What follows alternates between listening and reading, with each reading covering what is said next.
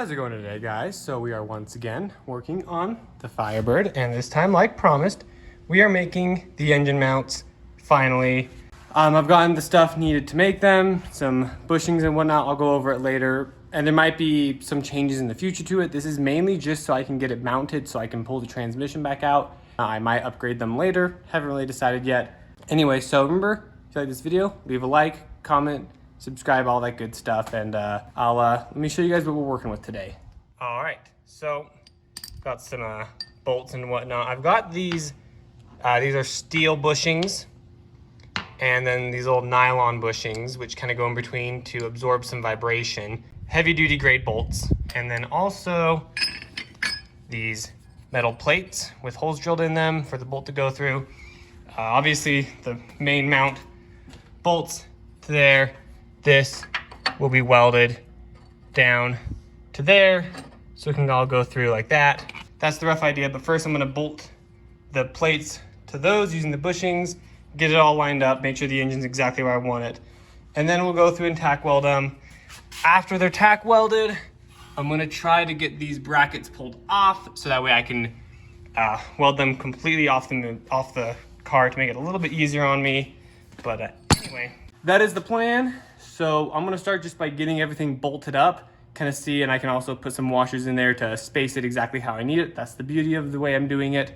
So we're gonna start just by getting them assembled, see how the fitment is, get it lined up, see if the height's good enough or not, and then we will go from there. So be back in a minute.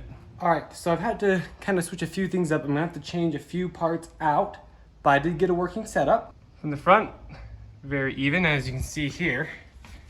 That is like that. For here, it's like that. I'm gonna have to bend this bottom bracket just to get a bit better of a secure thing along there. If we look down here, good amount of subframe clearance, and looks nice and centered in the subframe itself. And it's not going anywhere at all, and it's, you know, it's mint. When we close the hood, it sits where it should be. That just needs to get cut out a little bit more right in that corner, but plenty of clearance here for the ECU and the valve cover, all that good stuff. And as you can see, it's actually the whole motor is off-center to the left, but the whole subframe is as well. So I believe that's intentional.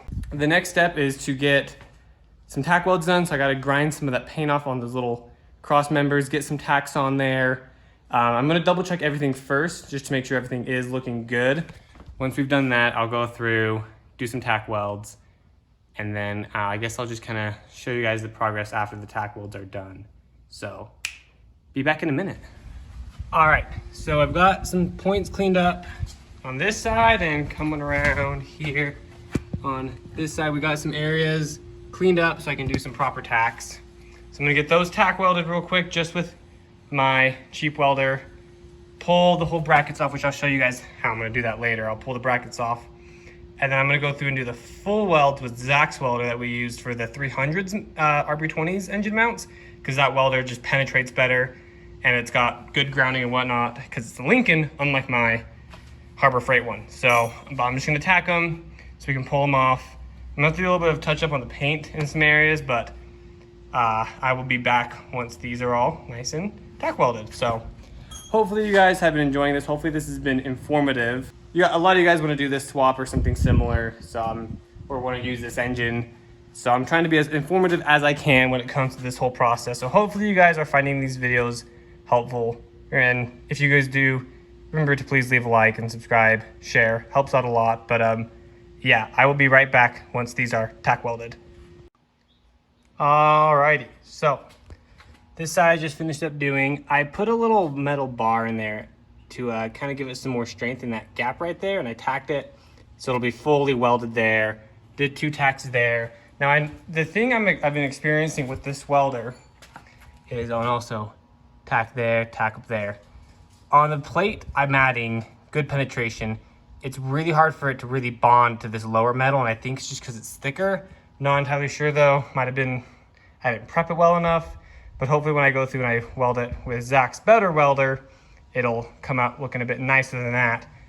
regardless, it's time to get the engine mounts unbolted, get these cross members unbolted, which for this side, I know for a fact, it's just, you can see 2 bolts right there, and then 1 bolt right there, and it should come out pretty easily. So I'm gonna do that. Should be the same thing on the other side, but I'll first just get the spaces out. Something I'm gonna do, I'm going to swap that taller bottom one for a thinner one so I can run my nylon bushing. Anyway, I'm gonna come back once I get these pulled off. Alrighty, and just like that, the bushings are out. So now this is once again a free-floating engine sitting on a jack. I've got to get the corner brackets unbolted now, and I showed you the 3 bolts that held in before, so I'm just gonna get underneath the car, see if I can get those unbolted real quick, and I'll show you guys once I get them out. Once again, it's just 2 bolts down there. I don't know if you can see it on either one, but there should be 2 bolts and then a 3rd bolt kind of coming onto the frame rail. So I'm gonna get those undone. Hopefully I don't get bitten by a black widow, and we will go from there. Alrighty, and just like that, they're both pulled. And so, as you can see, they are a little bit different shaped, which explains why these had to be set up a little bit differently with different bushing heights and whatnot. But now I should be able to get I should be able to clean up around the mounts really well, get a really good couple of welds all along them on both sides, and they should be really strong. This metal is nice and thick, so it should be plenty strong to hold that Vortec there. None of the tacks broke, which I'm happy about. I might go through and do something to kind of brace right back here, so it's not just these 2 sections. Might like slip another piece of metal in there just to kind of brace it.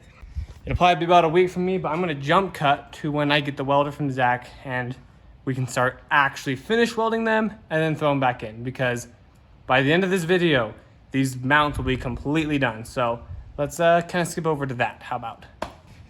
Alrighty, so I got these all cleaned up, ready to weld. Got the welder, we're gonna weld them. I'm not gonna film too much of the process because it's not something I can really film very easily, nor do I want to, but I'm just gonna go through and do all the little welds in all the areas that need to be welded. I might try to just fill this gap, but I'll see what my skill allows for. Just figured I'd show you guys that we've got these all cleaned up and ready to go. Alrighty, here it is after welding it. Now you can see the areas where I had to do that gap and where it was tacked are horrendous. That don't look too bad for a flux core welder. I also welded that whole inner section in there. So this one, ready to go. It just needs paint. I'm just gonna let it dry and then we'll throw a quick coat of paint on the whole thing. And while that's drying, I'm gonna do the other one, finish weld the other one, and then I'll come back once they're both done. Alrighty, so here's the other one, and that is a mess in there from the flux and the slag and whatnot, but honestly, some of these areas didn't turn out too bad. Again, the areas where the tacks were are hideous, and I did my best to get this support brace welded in there as good as possible, but also I like completely welded that in there. Point is, they're strong. There's no way these things are ever gonna break. This one over here has got paint on it and it's drying. I'm gonna do the same with this, let them dry for a little bit and then we'll throw them on. You can see there's that one. So I'm gonna get some paint on this one. Look at the difference in color though between those two. Anyway, I'm gonna get that one painted and then we'll throw them on. I'll just come back once they're bolted back on because you guys know what the process is. So be back in a minute. Well, it is now fully bolted in. Still need to exchange one of those bushings for a shorter one so I can use that nylon spacer to absorb vibrations. But besides that, engine is fully secured down. A little bit of backwards tilt. Don't think it'll be too much of a problem though. That'll be it for today's video. If you guys enjoyed it, remember to leave a like, comment, subscribe, share with people. I don't know. But hope you guys did enjoy it, and we'll see you guys next time. Peace out.